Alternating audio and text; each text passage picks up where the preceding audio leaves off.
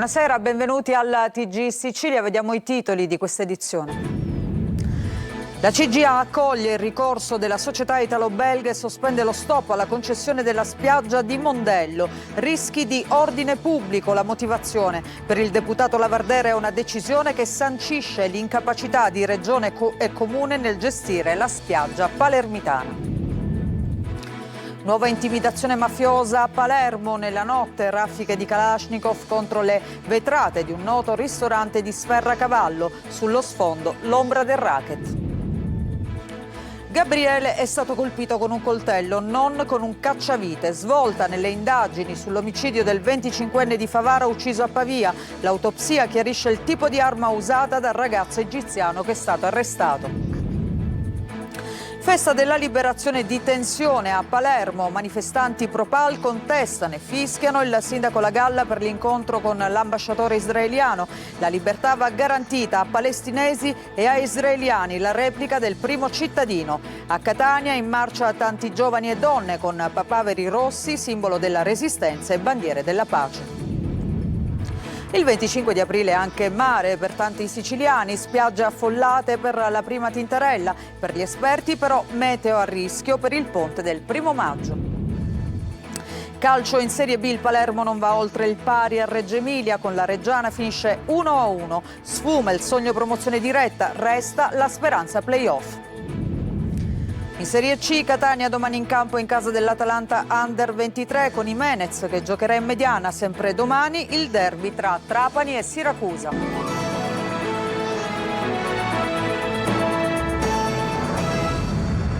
Ancora ben trovati e buona festa della liberazione. Partiamo con questa notizia, rischi di ordine pubblico. Con questa motivazione è stato sospeso lo stop alla concessione della spiaggia di Mondello a Palermo. Ha accolto il ricorso della società italo-belga. Sentiamo Orazio Longo.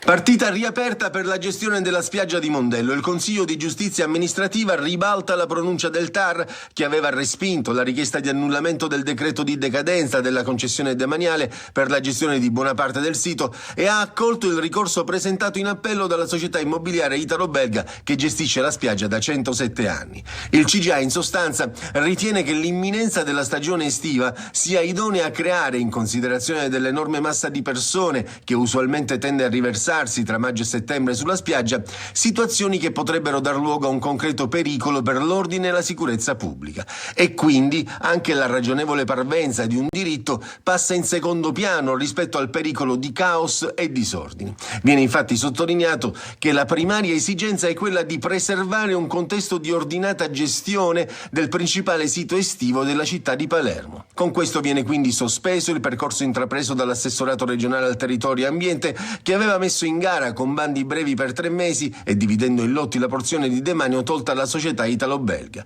In sostanza, il provvedimento con cui l'assessorato regionale aveva dichiarato la decadenza della concessione non è più un punto fermo e la società torna in gioco per far valere le proprie ragioni. Si attende adesso la Camera di Consiglio fissata per il 14 maggio per la trattazione collegiale della domanda cautelare.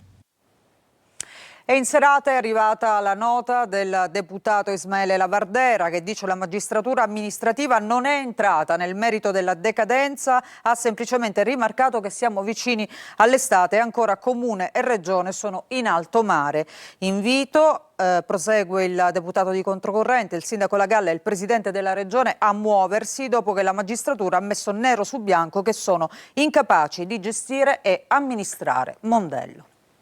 E adesso la cronaca, a Sferracavallo, alle porte di Palermo, raffica di colpi di Kalashnikov esplosi nella notte contro la vetrata di un ristorante. Sentiamo Desiree Ferlito. 20 colpi di fucile nella notte squarciano il silenzio di Sferracavallo e mandano in frantumi le vetrine del noto ristorante Il Brigantino. Io mi auspico dopo questo grave episodio che adesso vogliamo risposta da parte della forza dell'ordine, soprattutto un presidio, qualcosa per...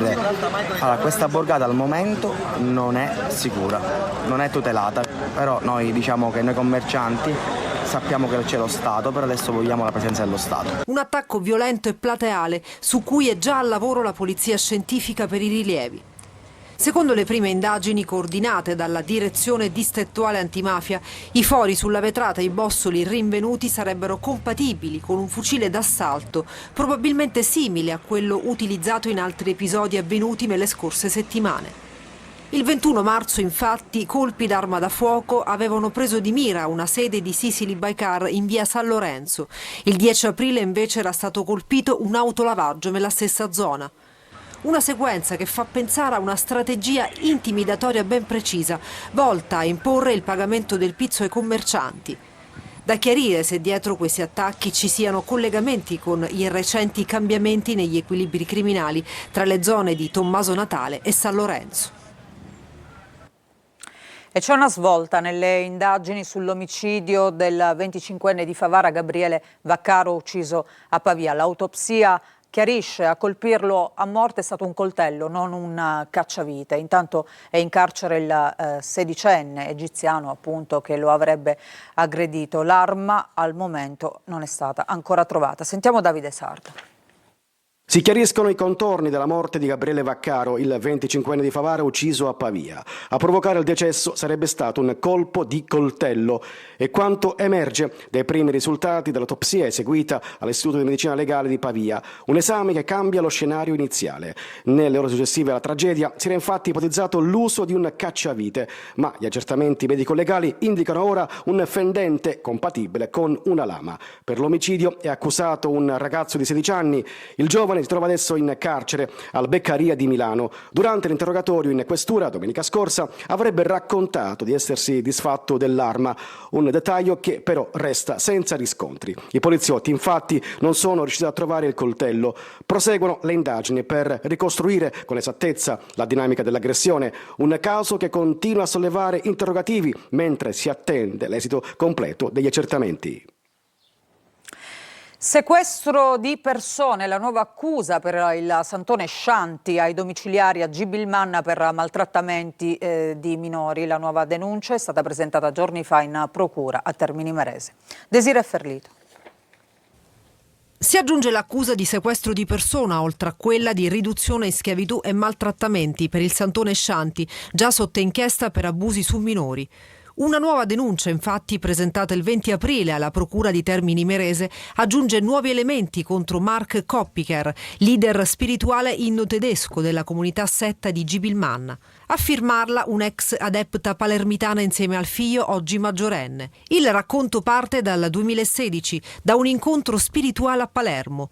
Da lì, secondo quanto denunciato, un coinvolgimento sempre più profondo nella comunità, fatto di ritiri prolungati, isolamento dall'esterno e regole rigide. Il punto di svolta nel 2022 in Scozia, dove soggiorni temporanei si sarebbero trasformati in permanenti, come si legge nell'atto.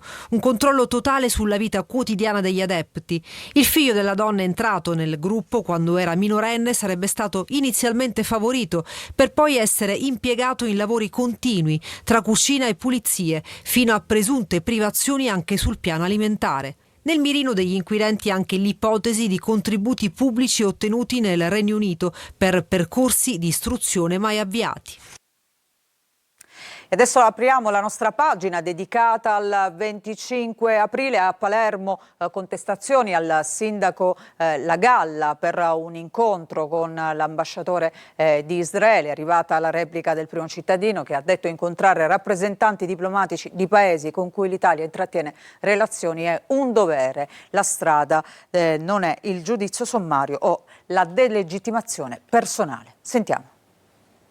Laddove si pensa di essere pregiudizialmente dalla parte della ragione, probabilmente occorre fare un esame di coscienza approfondito. Il sindaco di Palermo, Roberto Lagalla, risponde ai fischi e alle contestazioni di un gruppo di manifestanti durante il suo discorso per il 25 aprile al Parco Mattarelli. Gli 80 anni della Costituzione sono gli 80 anni dal diritto di voto alla donna.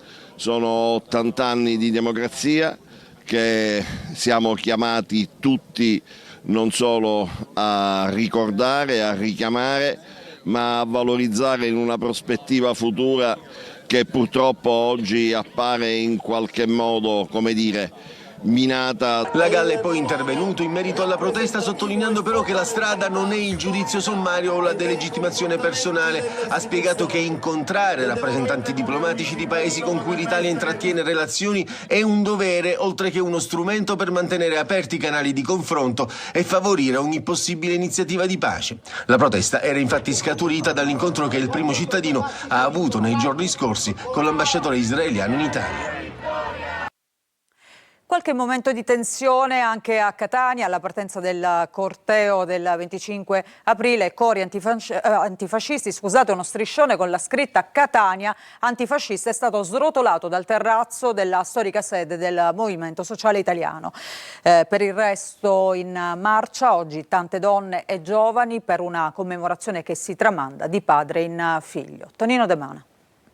La resistenza deve essere trasmessa alle nuove generazioni. Elisabetta è piccolina, però soprattutto i diciottenni, ma anche i ragazzi che sono ormai nella scuola superiore debbono conoscere bene questa storia. Tante donne, moltissimi giovani, il sindaco di Militello Pad di Catania, Burtone, che sfila con le nipotine Elisabetta e Vittoria. La festa della liberazione a Catania è un concentrato di vessilli, colori e simboli, come la bandiera arcobaleno della pace o il papavero distribuito ai numerosi presenti. È il fiore del partigiano, il papavero è il simbolo del sangue, del sacrificio che hanno i nostri partigiani, che hanno versato per la nostra liberazione. Se le dico rammendare, cosa mi risponde? Rispondo che siamo in un momento in cui bisogna rammentare, diciamo così, la mancanza di diritti, tanti strappi. In piazza tanti giovani e tante donne, perché? Perché tante donne, perché siamo sempre state protagoniste di queste battaglie. In prima fila lo stendardo dell'Associazione Nazionale Partigiani d'Italia. Si intende celebrare la fine del nazifascismo e ricordare le conquiste democratiche. Cosa rappresenta per lei questo giorno? Rappresenta il ricordo di tutti i partigiani e partigiane che hanno dato la loro vita, il loro esempio, la loro forza per liberarci dal nazifascismo. Nel corso del corteo, partito da piazza Stesicoro, sono state deposte corone d'alloro nelle lapidi dedicate ai partigiani catanesi all'interno del comune e in piazza Machiavelli in memoria di Graziella e Salvatore Giuffrida. E restiamo a Catania, dove arriveranno 17 milioni di euro per il rifacimento delle principali strade della città. L'assessore Petralia, priorità alla disastrata via 6 aprile. Sentiamo sempre Tonino De Mana. La svolta arriva da Palermo, esattamente dall'assessorato regionale alle infrastrutture, che ha sbloccato risorse fondamentali, 17 milioni di euro, per il rifacimento delle disastrate strade catanesi. Tirano un sospiro di sollievo automobilisti, motociclisti, il sindaco Tarantino e l'assessore comunale alle manutenzioni Petralia. Abbiamo quindi la possibilità di dare una grande risposta ai cittadini in merito alla manutenzione, alla messa in sicurezza delle principali strade della città. Si tratta di un piano organico che non si limita a tappare le buche, ma ristruttura gli assi viari della mobilità catanese. Tra l'altro avete previsto delle priorità, per esempio via 6 aprile sembra bombardata. Esattamente, quella è una nostra priorità. C'è un progetto infatti che coinvolge tutte le zone che si trovano nel cosiddetto waterfront, quindi da piazza Alcalà lungo via 6 aprile per giungere fino alla stazione. Quella è il nostro obiettivo primario, è proprio quello, ma anche molti altri assi viari cittadini verranno riqualificati totalmente. Su precisa indicazione del sindaco Tarantino, il tratto di via Galermo Alta, pur non incluso nel finanziamento iniziale, sarà comunque realizzato utilizzando le economie e i ribassi d'asta generati dagli altri interventi. Temperature quasi estive, i siciliani ne approfittano, spiagge affollate per la prima tintarella in questo giorno di feste. I più coraggiosi hanno provato anche a tuffarsi, ma il tempo nel ponte del 1° maggio potrebbe essere a rischio. Francesco Aloi. E pare il mese di agosto. La giornata è bellissima. Il sole splende forte e la temperatura si alza. In Sicilia si fanno le prove tecniche d'estate. Il 25 aprile, per tradizione, è giorno di scampagnata. E così, con la bella giornata, c'è chi ne approfitta per andare in spiaggia. Qui siamo all'Arenella, Siracusa. È sempre bello tornare al mare dopo tutto questo periodo di scuola intensa. È bello avere una giornata così calda. L'estate è sempre più vicina e perché no, per chi tiene molto alla bronzatura, questi sono momenti ideali per iniziare a prendere un po' di colore. Non ho il coraggio per infilarmi in acqua perché l'acqua è fredda, però comunque per prendere il sole sì. 25 aprile al mare anche a Catania, siamo a San Giovanni Licuti, anche qui distesi a prendere il sole o addirittura in acqua per un bagno rigenerante. Il bel tempo in Sicilia dovrebbe durare fino a mercoledì, con l'alta pressione, sole e temperature fino a 27 gradi, soprattutto nelle zone interne. Poi però qualcosa cambierà. Tra giovedì e venerdì è possibile il transito di una perturbazione da est, quindi dai Balcani, che porterà delle piogge sparse sulla Sicilia. Intanto con questo sole si va in spiaggia per qualche ora di spensieratezza, relax e vitamina D. Un ottimo connubio per arrivare in forma per la bella stagione. Facciamo una pausa, ritorniamo tra poco con la nostra pagina dedicata al calcio. Questo pomeriggio Palermo in campo con la Reggiana finisce 1-1. A tra poco.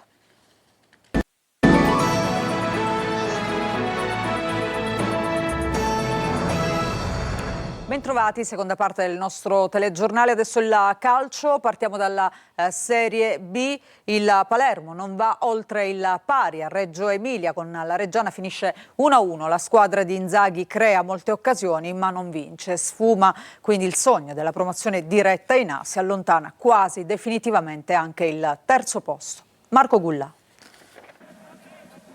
Un pareggio che sta di resa, il Palermo non va oltre l'1-1 sul campo della Reggiana e in virtù delle vittorie di Monza e Frosinone dice addio alle residue speranze di promozione diretta, ma anche al terzo posto. Quando mancano 2 giornate alla fine della regular season, il Palermo deve adesso esclusivamente pensare ai playoff e giocarli da quarto in classifica. A Reggio Emilia i rosanero collezionano palle gol, ma alla fine non sfondano, anzi hanno anche rischiato di perdere se il gol di Rovere non fosse stato annullato per fuorigioco.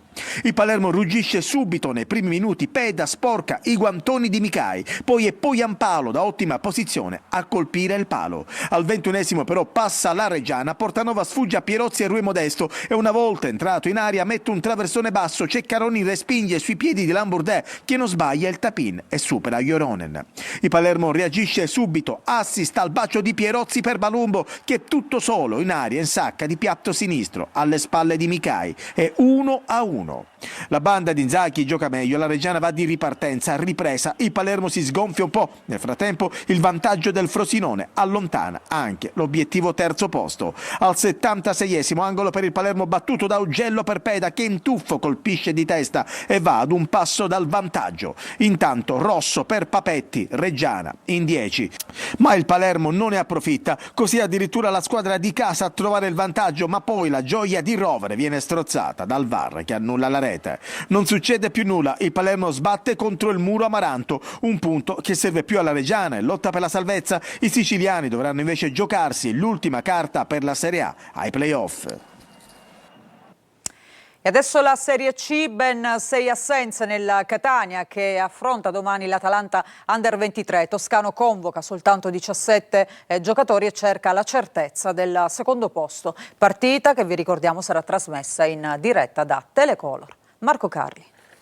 Numeri e probabilità. Davanti a più di 500 tifosi che arriveranno da ogni zona del nord Italia, evidenziando come il tifo rossazzurro sia trasversale, il Catania insegue la certezza del secondo posto. Con almeno un punto gli etnei non dovranno più guardare alle avversarie e al fischio finale si concentreranno sul prossimo 17 maggio, quando in trasferta entreranno di scena nei playoff.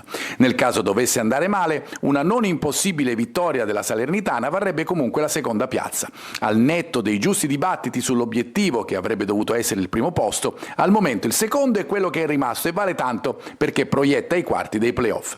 Poi toccherebbe ai rossazzurri, così come nel match di Caravaggio, trasmesso in diretta da Telecolor, contro una squadra ancora in corsa per gli spareggi promozione, anche se mancherà Panada.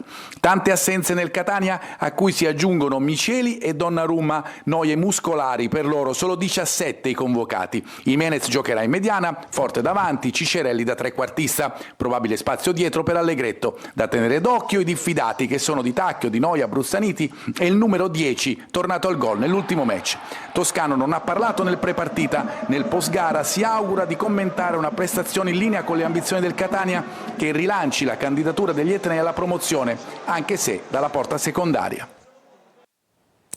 Domani in campo anche Trapani e Siracusa per un derby che vale però soltanto per gli azzurri perché i Granata, ricordiamo, sono già retrocessi. Sergio Colosi.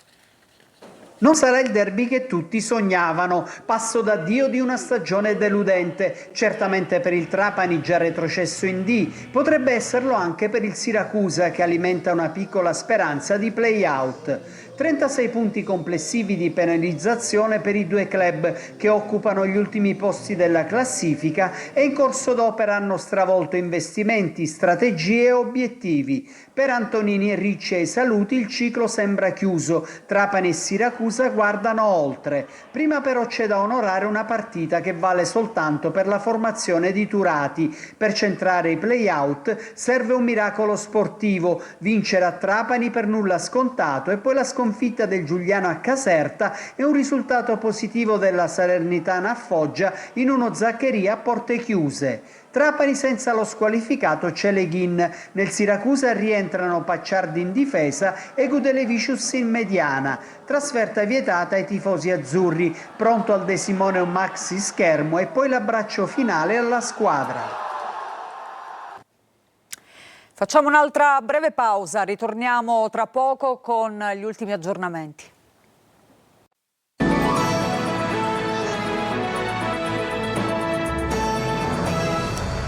Prima di chiudere, salperanno domani mattina dal porto di Augusta nel Siracusano le oltre 60 imbarcazioni italiane e spagnole della Global Sumud Flotilla. La missione del convoglio navale è quella di portare aiuti a Gaza e forzare il blocco imposto da Israele. Con questa notizia ci fermiamo, grazie per averci seguito, vi auguro un buon proseguimento di serata e ancora un buon 25 aprile a tutti voi.